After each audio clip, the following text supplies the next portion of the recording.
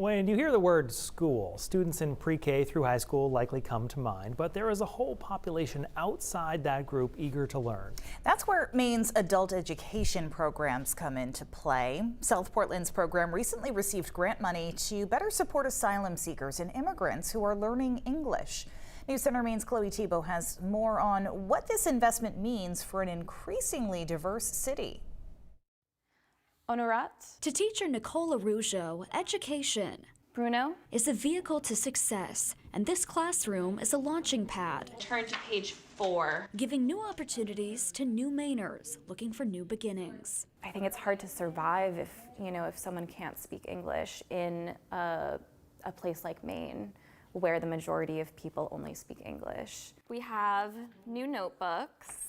A few times a week, Nicole teaches beginner and intermediate English classes to her South Portland students. You're welcome. Adults, primarily from African countries, often coming to Maine to flee violence. For someone in these conditions to then come over and sit down in a classroom and show up and give all they can is just really impressive and humbling to me. Someone like Tutuma Salipa, who has been in Maine for 4 months after leaving the Democratic Republic of the Congo. I want to help my family, and I don't want my daughter to suffer, as like me, I suffered in the past, so I just want a better life. So she comes to classes, taking steps toward that better life. I do speak some English, but I wanted to add it more. We arrived here in September 2021. Antoinette Mwisa of Rwanda is here for similar reasons. Because I'm normally social person, I like to speak for everyone.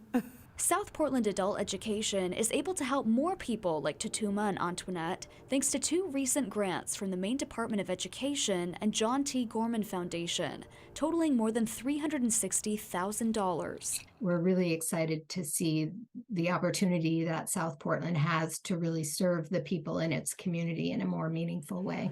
A meaningful endeavor that goes beyond the adults, too. When parents are doing their homework at the kitchen table next to students doing their homework, that's a really powerful moment. A moment leaders say they're hoping to see more of as this new funding continues to take effect. In South Portland, Chloe Thibault, News Center, Maine.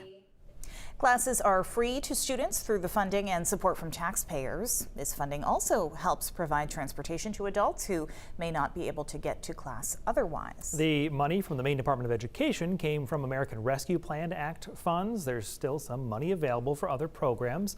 Applications for groups to apply close next Tuesday.